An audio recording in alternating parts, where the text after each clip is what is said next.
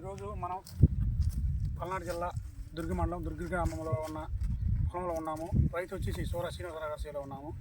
ఈయన శబరి వచ్చేసి ఒక 7 ఎకరాల దాకా శబరి డూప్లోరా కంపెనీ వాళ్ళది శబరి తేజ వేశాడు.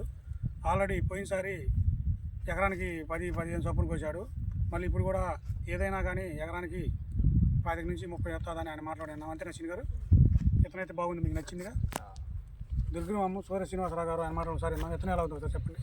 విత్తనం వెరైటీ బాగానే ఉంది. ఇప్పుడు మామూలుగా ఎన్ని 5 ఎకరాలు అయ్యా?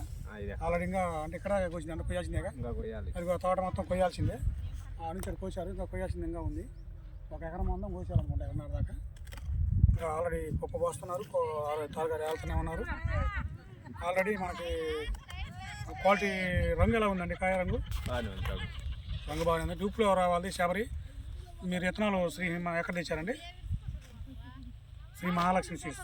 మహాలక్ష్మి కొట్టు గుర్తుపెట్టుకోండి. శ్రీ మహాలక్ష్మి సీడ్స్ సెంటర్ కారంపూడి శ్రీనివాసరావు గారు తెచ్చారు. ఓకేనా?